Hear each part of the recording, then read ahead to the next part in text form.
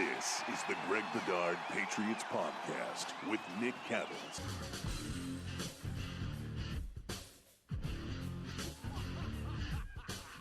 Welcome in, Greg Bedard Patriots Podcast. Glasheen in for Cattles today. Of course, the show brought to you by LinkedIn Jobs, where nearly 40 million job seekers go to find the candidates they want to talk to faster. We are reacting to Super Bowl 50, I've already lost count, 56, 57? 56. What is it again?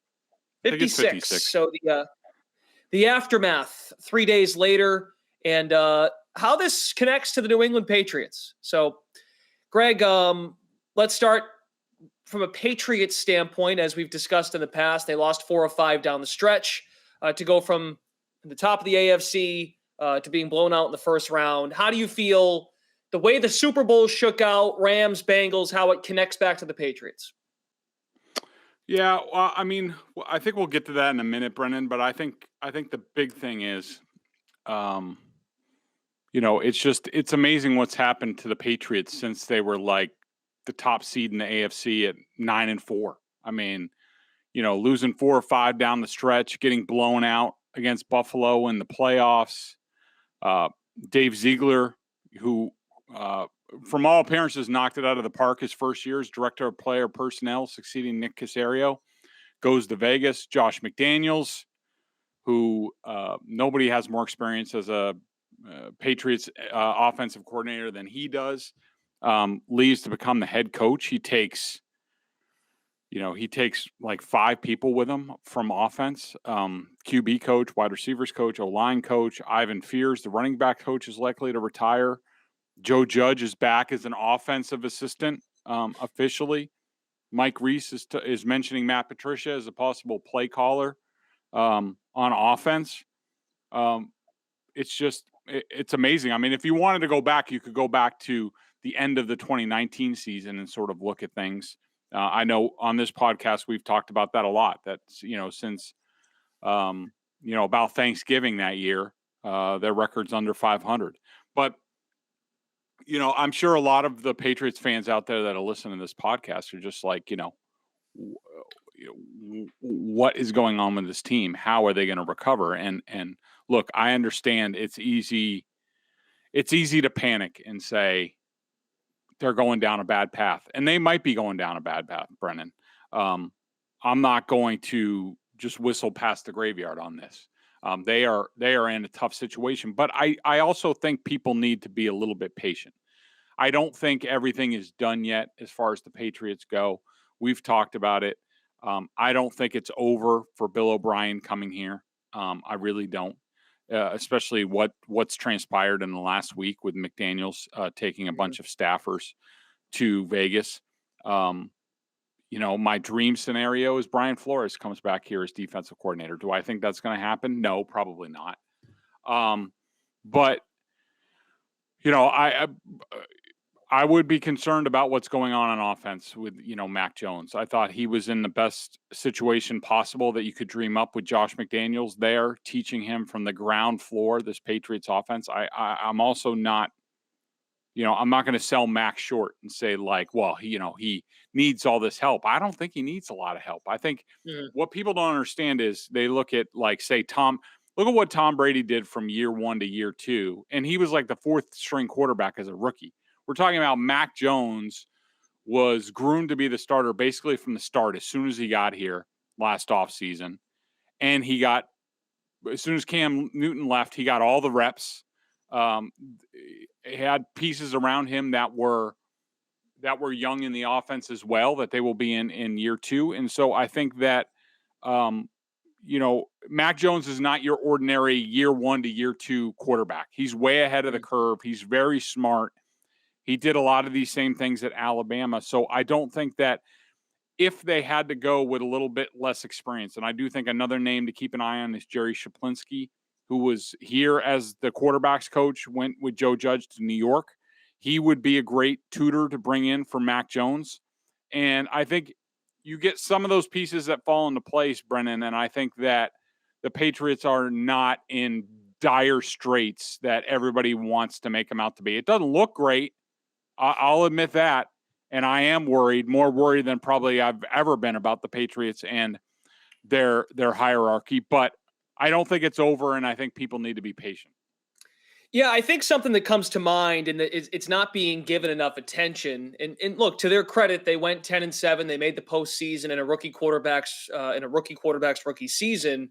Something that comes to mind. You brought up, Brady, and it's easy for us to use the Brady trajectory as an example. I thought back for a second once you brought that up.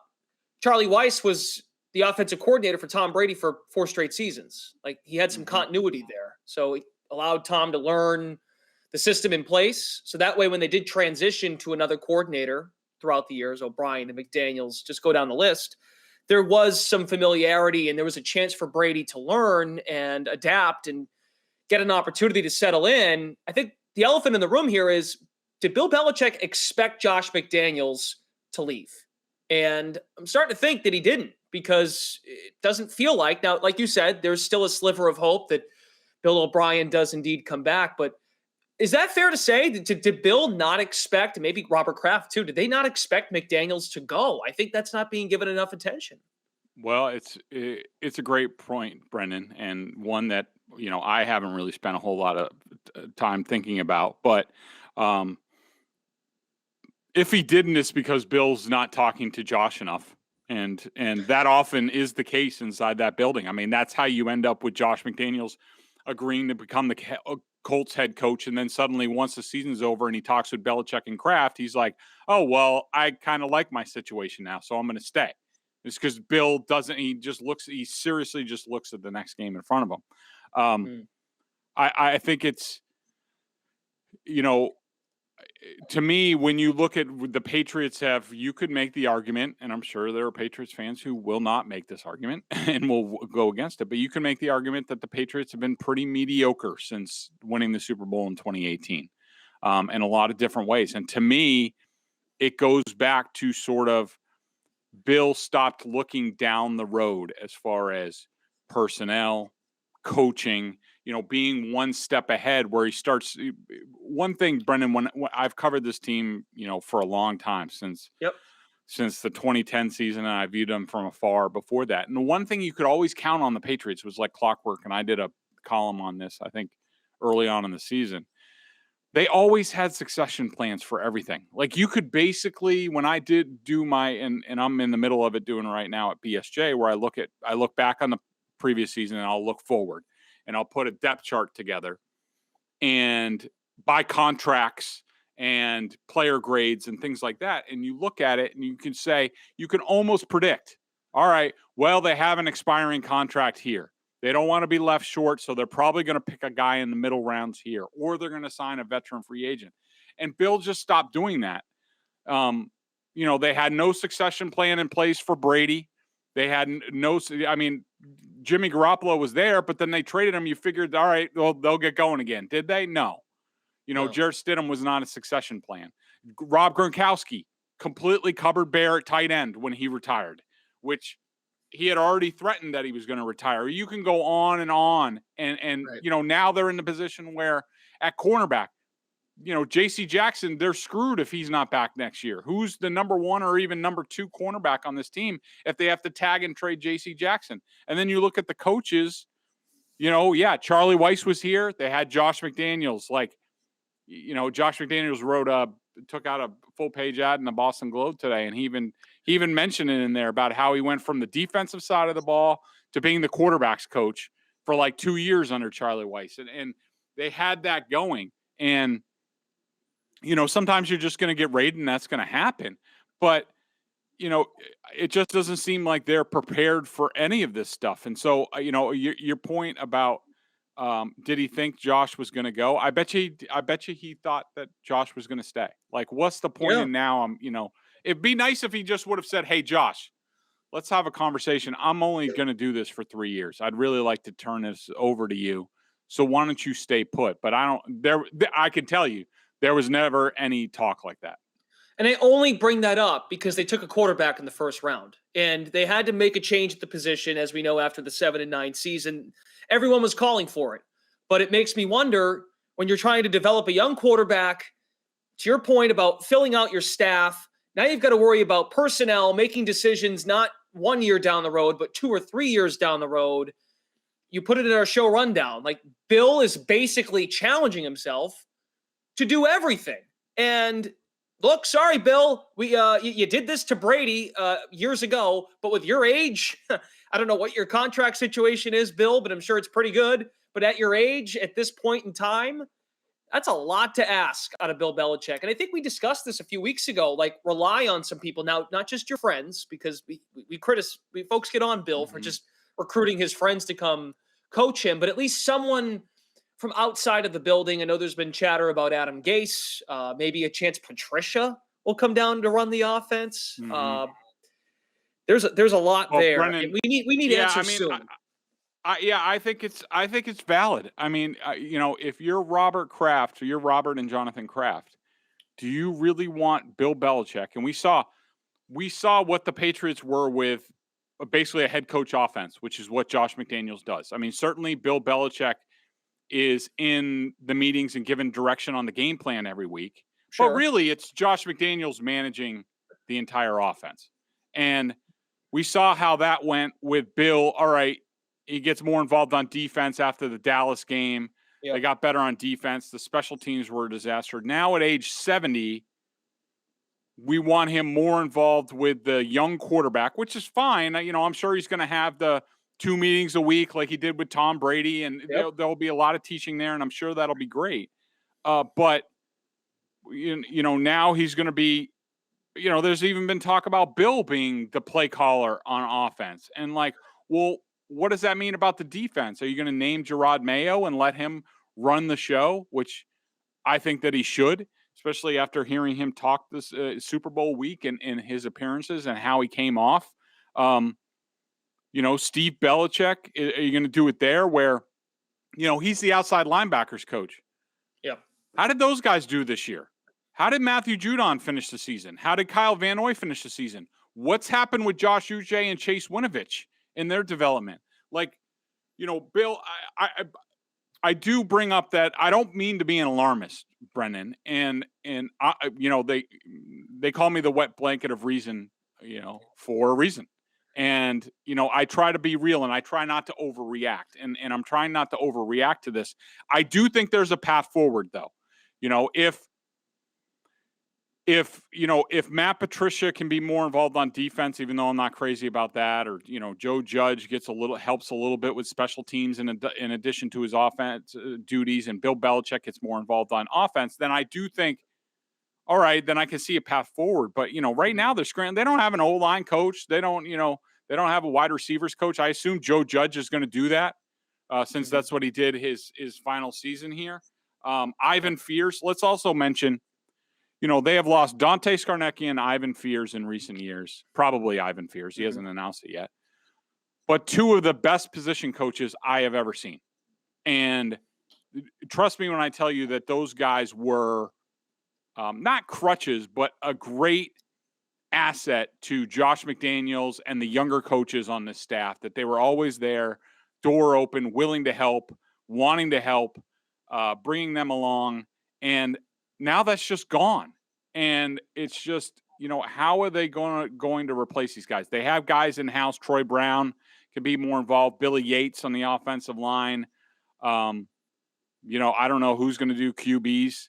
I would like to see Adam, like you talked about, we talked about succession plans. It would have been nice. Why not bring in Adam Gase like a year ago, to be the quarterback's coach or something like that. So you have an ace in the hole should McDaniels move on, and just all of that stuff is stopped. And it's put the Patriots. I am more worried about the Patriots and their future than I ever have by far. Greg, you're not the wet blanket. See, what you're doing is you have the ability, and fans have a hard time doing this, and that's okay because they're fans. We can separate Bill the coach, who can cover up a lot of his personnel mistakes, and Bill the offseason magician.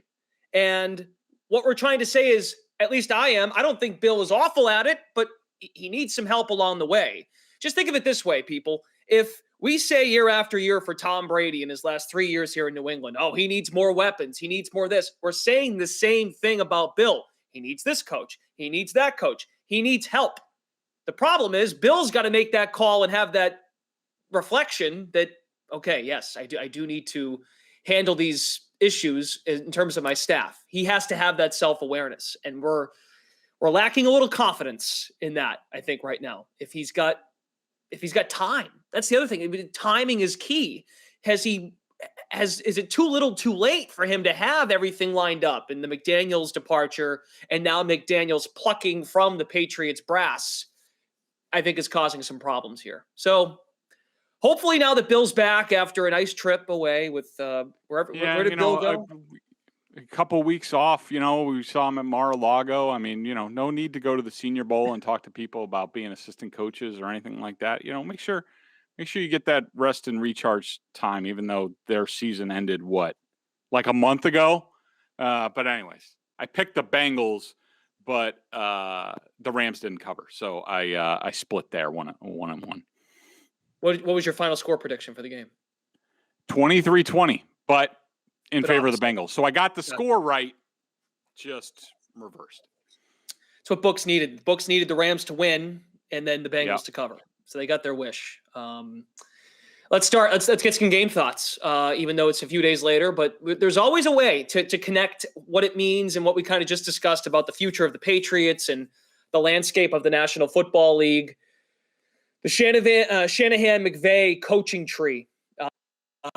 Yeah, that's pretty evident, isn't it? It is running laps around the Patriots. And I heard you on Maz this week. Felger is appointing Sean McVay as the number one coach right now in the NFL. And I think Mike might be onto something there in terms of just what he's built around the league. His former assistants are making noise, building great programs, and McVay gets himself a Super Bowl. Yeah, I'm not.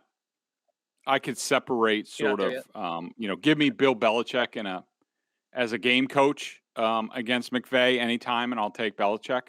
But, there's no question that I think you look at how McVay, and this goes back to Mike Shanahan and more importantly, Kyle Shanahan, who's also done okay for himself. These guys were really all Kyle Shanahan guys in Washington. That's where it started. And you just look at the way they have set things up from, basically they handpick their own personnel guys. Shanahan has Lynch in San Francisco. McVay has Les Snead in LA, and they sort of, form a partnership. And, just in terms of, I think their system, the offensive system, the way they're able to replicate it. And, look, this was the culmination of it. There's Sean McVay and former McVay assistant Zach Taylor going head to head against each other. We have yet to see Bill Belichick come even close to facing off against one of his proteges in a Super Bowl. And, McVay gets his Super Bowl title. I think that, I think the foundation is the offense that I think is simple. It's simple and effective. It's able to, you're able to transfer it from player to player. I mean, you look at, just year one, Matthew Stafford comes from, being in Detroit. He comes here and he wins a Super Bowl. I mean, that's basically unheard of for a quarterback in his first season in a system, right, to win a Super Bowl title. Two straight years. I think that Brady did it in Tampa. Correct. Yeah. I mean, it's the power of, to me, it's Brady, the power of Brady in Tampa and also the talent around him. No, but real quick, but to your point, we could just say, well, Brady's Brady, right? How Brady played in Tampa. Stafford validates what you're getting at. So I know what you mean. Yeah. I appreciate that assist. So, I mean, yeah, I think that, you also look at, guys like Odell Beckham come in halfway through the season and they're, dominating in the postseason. You look at the Patriots, you just compare like systems. The offensive system, we've seen people struggle. Cam Newton struggled with it his first year. So did countless receivers. Ocho Cinco, Joey Galloway, Mohamed Sanu, is basically the equivalent of Odell Beckham, and N'Keal Harry. Sanu was, half a season rental, gave up a second round pick, paid him a buttload of money for nothing. And, you look at the assistants and what they've gone on to do. Matt LaFleur, Mike LaFleur is the, Jets offensive coordinator. You have more guys coming down the line. Mike McDaniel in Miami, Kevin O'Connell in Minnesota. All these guys are proliferating around the league and they're doing well. And, not to say I think Josh McDaniels is going to do well, but that's his second time around. Right. So I think in many ways you look at it, and I'm not here to tell you that I do not believe that Sean McVay is a better coach than Bill Belichick. And I don't think that Rams team was a great team by any stretch, even if they were fully healthy.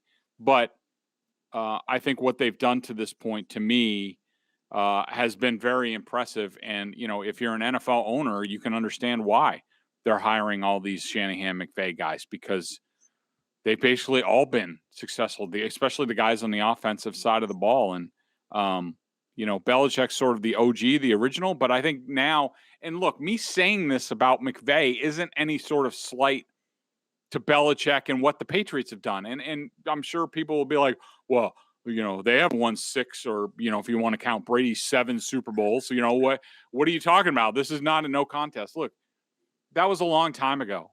And, there's no question that the pairing of Belichick and Brady was historic. But they're never going to be able to do that again. Nobody's ever going to be able to do that again. But in the realm of the whole rest of the NFL, what McVay's doing, that's obviously the way to go and the way things are working right now in the NFL. Yep. If there's one thing that McVay can say that Bill, it's still early, I suppose, but so far, assistants of the McVay-Shanahan tree are working. And that might just be because the league is changing too, to be fair to Bill. And they're, and they're younger. I think that's a bonus. I mean, because these players, the players that are coming into the league now altogether. Yeah.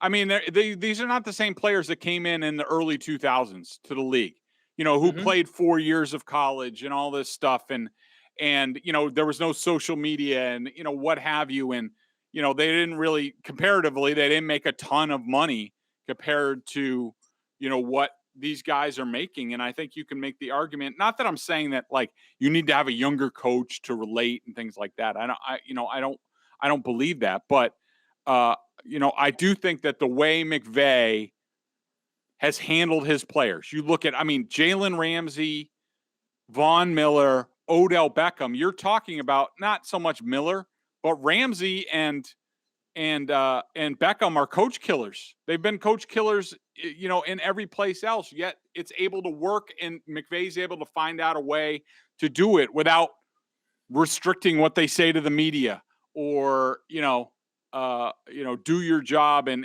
every day is trudging into the building sort of thing. They have shown that there's a different way to do it. I think it appeals to the players around the league. And I think, I think the Patriots have been caught a little bit shorthanded there. So I thought the game was great too. The first half, even though it was low scoring, I thought it was compelling, the product on the field. The third quarter is where things got stale.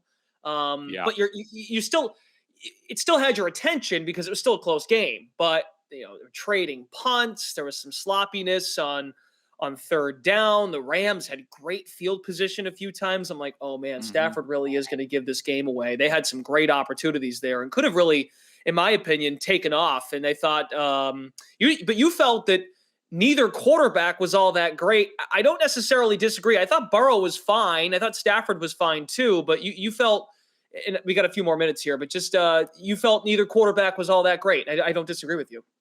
Yeah, I didn't think the quarterback play was great. Now, people who listen to this pod know that I put a lot of emphasis on how much how much pressure is generated on a quarterback. Like if it gets to a certain level for a certain type of quarterback, they're just not going to be effective. I mean, for Burrow to be pressured over 40% of the time and being sacked 7 times, I'm sorry. No quarterback. If Tom Brady was pressured that much in a Super Bowl, he's losing the Super Bowl. He just is. And, conversely, Matthew Stafford barely had any pressure on him. He was pressured 5 times in the game. Burrow was pressured 22 times in the game. And, it was a lot of the game was easy for Stafford. There were a few throws. I mean, the touchdown throw to Odell Beckham was a dime. Yep. The no-look pass to Cooper Kupp was awesome. But the touchdown pass was fine. I didn't think it was great coverage. I didn't like how the Bengals didn't really adjust their coverage once Beckham went out, and it was clear that the Rams were going to put Kupp on the outside to take advantage of the matchup against Eli Apple. The Bengals didn't really change. I hate teams that don't change. A lot of that drive was like little dinks and dunks, like 5-6 yards, check downs, Cooper Kupp, but nothing, great. But I thought Burrow came out panicky. It looked like he was beaten into his head for 2 weeks. You got to get rid of the ball. We can't protect. I think his average in the first half was like 2.35 seconds to pass. Yeah. That's just not sustainable. Then they tried to take more shots that exposed them to more hits. And Stafford, I just thought was, I thought he was good, but I didn't think he was great. I thought this was, at the bottom line, the team that protected their quarterback better and the team that was just a little bit more talented won the game. It wasn't any sort of magic formula. And I don't believe in all this stuff because, trust me, everybody loves to write and talk about, this was the great adjustment that won them the Super Bowl. The Rams just started bringing in extra guys so they couldn't, double somebody. I mean, that's not rocket science. That's what the hell you've been waiting for. And I will say, right. I thought that the Bengals, one thing that stood out to me watching on film, I thought that the Bengals, once Beckham went out, they played a lot more man, and the Rams were having a lot of trouble with that. And then all of a sudden, later in the game, in the fourth quarter, they played a lot more zone, and the Rams were able to pick that apart. And I thought a lot of the Rams' biggest plays, the other point I want to make is a lot of it was scheme. The second Odell Beckham big play, two guys ran into each other because of scheme. Cooper Kupp's getting open because of scheme. It wasn't great throws. It was, that's the McVay scheme. And I thought they hit on some really good plays, key plays. But to me, just at the end of the day, the team that was a little bit better won the game. And I thought largely this was a mediocre Super Bowl with mediocre teams. We have a mediocre champion. And that's sort of how I left feeling. I was just like, well, okay, fine. I don't really get on Burrow though for that. I think to his credit, offensive line was brutal the whole playoff run. So I kind of understand why he was trying to get rid of the ball, because on the other side of it, what if he takes more? You mentioned the pressures, right? What did you say? 22 pressures in the game? Yeah, 22. 22. So, I mean, what if he takes double the sacks he ended up taking? I mean, I give him some credit for trying to get rid of it. As for McVay and Stafford, I think McVay was like, I want to run the ball because I don't really trust my quarterback right now, but we haven't had luck running the football. They've made adjustments there. So, yeah, I mean, it was very meh, but it was competitive. It wasn't like it was more than a one-score game the whole way through. So there was some drama there at the end. And Aaron Donald made a hell of a play at the end of the game. A great player, talent, like you said, ended up winning out in that game. Before we go to our BSJ question of the day, Greg, more on LinkedIn. Yeah, let's see. It's a new year, and it's feeling harder than ever to find and hire qualified people you need, especially for small businesses. That's where LinkedIn Jobs comes in. They make it easier to find the people you want to talk to faster and for free. Create a free job post in minutes on LinkedIn Jobs to reach your network and beyond to the world's largest professional network of over 770 million people. Focus on candidates with just the right skills and experience. Use screening questions to get your role in front of only the most qualified. Then use the simple tools on LinkedIn Jobs to quickly filter and prioritize who you'd like to interview and hire.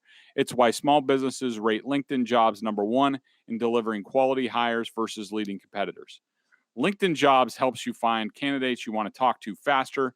Did you know every week nearly 40 million job seekers visited LinkedIn?